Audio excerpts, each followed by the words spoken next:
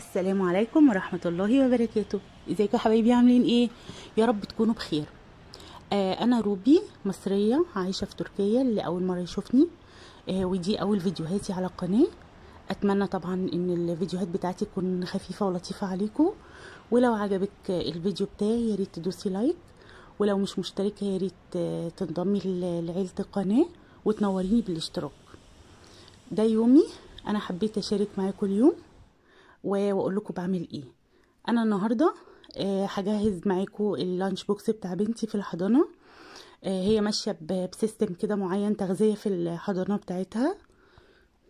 هعمل لها النهارده خضار وفاكهه، اي حاجه موجوده في البيت. انا هعمل لها خيار، وهعمل لها تفاح، وهحط لها العصير بتاعها.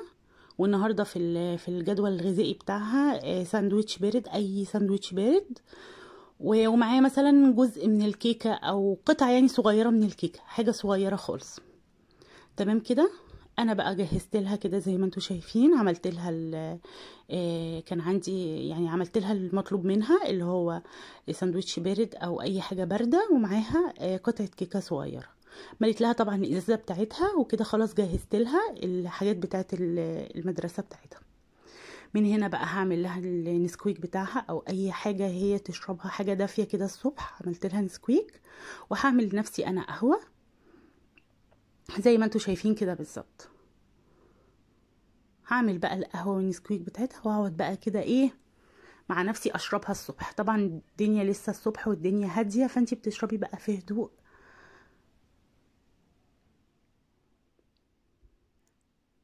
جهزت لها طبعا حاجتها،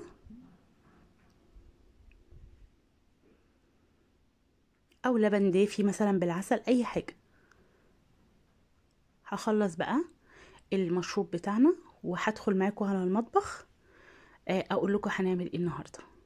خلاص قهوتي الجميله جهزت، هقعد اشربها بقى في روقان، وبعدين هنشوف هنعمل ايه كمان معانا. قهوه الصبح دي بقى بصراحه بتبقى تحفه.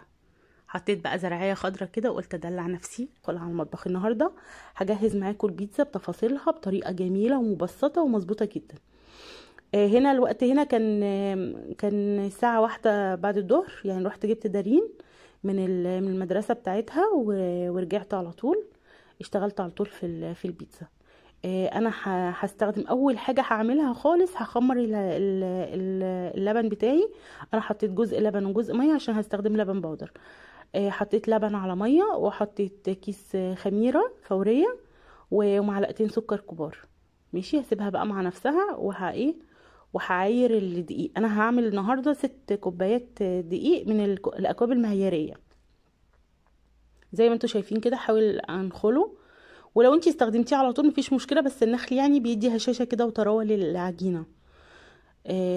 هنخله. وعندي كمان زي ما انتوا شايفين كده نص كوبايه لبن زبادي او 3 معالق كبار، وفي بيضايه، و3 معالق لبن بودر، ومعلقه صغيره بيكنج باودر عشان مش عايزاها منفوشه قوي. لو انتي بتحبيها تخينه قوي ممكن تحطي باكت بحاله، لكن لو انتي بتحبيها وسط كده زي انا حطيت معلقه صغيره. و يعني وانتي تقدري تتحكمي في سمك العجينه وانتي بتبططيها يعني. حطيت البيضايه بتاعتي، وطبعا رشه ملح ما ننساهاش، وحطيت معلقه كبيره من الزعتر. احنا بنحب طعم البيتزا يبقى فيها زعتر، ومعلقه خل. خلاص كده. هقلب بقى الحاجات بتاعتي كده مع الدقيق زي ما انتوا شايفين، وهنزل بالزبادي او اللبن يعني الرايب اللي موجود عندك. لبن مقطع ولا اي حاجه استخدميه عادي، مفيش مشكله. خلاص بصوا، اول ما تحسوا ان الخميره بتاعتي كده عملت وش كده مع اللبن، اعرفوا ان هي كده ايه سليمه. هقلب بقى كده. طبعا مش هنزل بالسوائل مره واحده عشان الدقيق مش كل الدقيق واحد يعني، ومش كله بيقبل سوائل واحده. هقلب بقى كده. طبعا انا مش بستخدم جلافز وانا بشتغل، طبعا بحب استخدم ايدي. ف فانا بحب قوي قوي اعجن بايدي قوي، يعني بحس براحه نفسيه بصراحه لما بستخدم ايدي وانا بعجن. العجين طبعا مش عايزه اقول لكم حاجه كده تحفه. اولا حلوه جدا، حلو جدا، وتحسي ان انتي بتطلعي طاقتك كده في العجينه، وفي نفس الوقت ريحه البيت لما بيبقى فيه مخبوزات بصراحه بتحسي بريحه الخير بصراحه. انا خلاص بعد ما عجنتها غطيتها وهسيبها ساعه، طبعا الجو عشان ساقعه فانا هسيبها ساعه. دي الحشوه اللي انا هستخدمها: جبنه مبشوره وسلامي وصدق تركي وزيتون شرايح وطماطم بقى وفلفل الوان زي ما انتي حابه. حابه تضيفي مشروم حطي، عايزه تضيفي بصل براحتك خالص. هعمل بقى الصوص بتاع البيتزا في حله على النار او مقلايه او اي حاجه. حطيت معلقتين زيت وهنزل بمعلقتين صلصه كبار زي ما انتوا شايفين، او ممكن كاتشب او ممكن طماطم معصوره ومتصفيه زي ما انتي حابه، اللي يعني متاح عندك اعمليه. انا فكيت طبعا صلصه الطماطم بمعلقتين 3 ميه كده زي ما انتوا شايفين كده بالظبط. هقلب بقى، وممكن يعني ممكن تقلي التومه الاول قبل ما تحطي الصلصه، وممكن تحطي التومه بعد الصلصه زي ما تحبي. في كلتا الحالتين صح. انا هنا ضفتها بعد ما شوحت الصلصه شويه. حطيت فصين توم كبار او 3 صغيرين، وحطيت التوابل بتاعتي هي عباره عن فلفل وملح وهحط طبعا زعتر.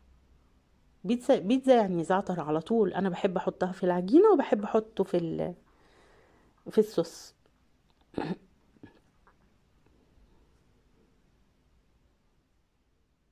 ده القوام اللي انا عايزاه كده مظبوط جدا جدا. العجينه بقى هشوفها كده لقيتها الحمد لله حجمها الضعيف، بصوا كده خمرت كويس قوي. معنى ان انت تعملي فيها مثلا اي ضغطه كده وما ترجعلكيش تاني، ده معناه ان العجينه بتاعتك اختمرت كويس.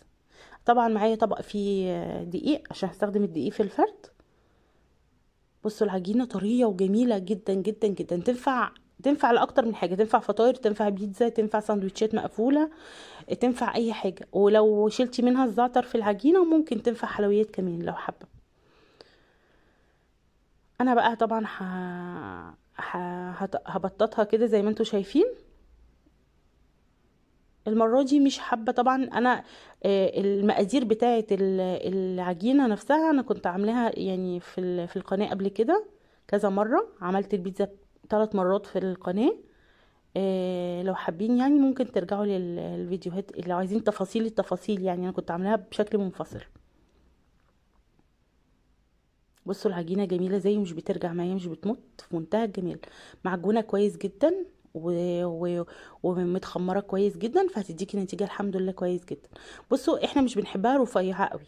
انت ممكن بقى تقدري تتحكمي في اذا كانت هي عايزاها انت تخينه او رفيعه بنسبه البيكنج باودر، وفي نفس الوقت التبطيطه بتاعتك يعني عايزاها تبقى تخينه ولا رفيعه. انا دي عاملاها وسط، وفي نفس الوقت نغزتها كده بالشوكه شويه عشان ما تعلاش قوي. هبدا بقى بعد ما بططتها بقى وعملت الشكل اللي انا عايزاه. هبدا بالتوبنج بقى بتاعها. هو عباره عن الصوص بقى هحطه والخضار اللي موجود والحشوه بتاعتي، يعني سواء لحمه مفرومه عايز تعمليها بالتونه، عايز تعمليها تضيفي لها مثلا مشروم وتضيفي لها ذره حلوه، زي ما تحبي خالص. ممكن تحطي وتفنني فيها زي ما انت عايزه، او المتاح عندك في التلاجة. انا بصراحه كان المتاح عندي في التلاجة الحاجات اللي موجوده دي، يعني تعتبر بواقي يعني. فانا اشتغلت بيها وقضيت بيها اليوم بصراحه، وكانت انتوا عارفين بقى اكله حلوه. كل الناس بتحبها، اطفال وكبار، وتنفع عشاء وتنفع غدا، تنفع للانش بوكس، تنفع للصندوق بتاع اللانش بوكس بتاعك بتاع الشغل.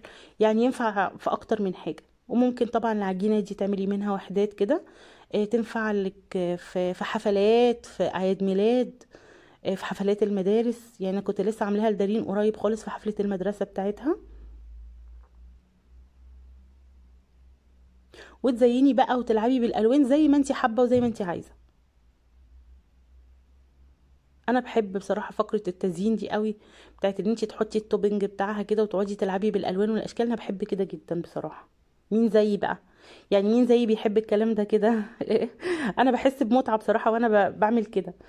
اللي كده برضو ممكن يكتب في التعليقات يقول لي. ودي دودي بنتي تحب الزيتون جدا، وانا من نوعيه الناس اللي بحب الحوادق يعني اكتر من الحلويات. فهي دودي طالعه لي بقى زي ما انتوا شايفين كده. ممكن بقى تضيفي لها زي ما انا عملت كده حبه بركه بعد ما بضيف الجبنه المبشوره. بحس ان هي يعني بصراحة بتدي طعم وريحة، وفي نفس الوقت بتعلي من القيمة الغذائية بتاعت الطبق. بصوا بصوا يا بنات، جميلة جميلة ازاي، والالوان جميلة ازاي. ولما توزعي كمان الطبقة بتاعت الطماطم دي على فكرة بتدي لون حلو جدا بعد ما تخلصي البيتزا بتاعتك. طبعا وانا بزين كده ببقى طبعا مشغله الفرن عشان يسخن شويه، عشان طبعا اي مخبوزات يفضل ان هي تتحط في فرن سخن على طول عشان ما تنشفش. انتوا دلوقتي هتشوفوها بعد السوا قد ايه هي جميله وطريه وحلوه. دارين بتقول لكم ما تنسوش اللايك، ما تنسوش اللايك، ما تنسوش اللايك.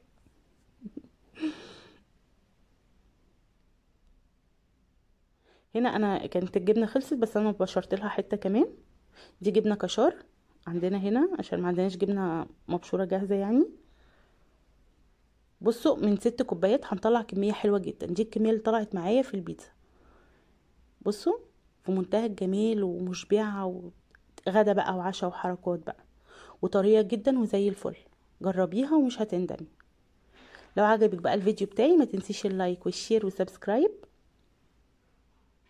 وما تنسيش بقى الاستغفار والذكر. بصوا شيبسي بقى وبيبسي بقى ومخلل بقى. ممكن كمان تحطي مايونيز وكاتشب بقى وحاجات كده على ذوقك. وما تنسوش بقى تحطوا لايك كده عشان تشجعوني، وان شاء الله ننزل بفيديوهات اكتر باذن الله. اشوفكم على خير. باي باي.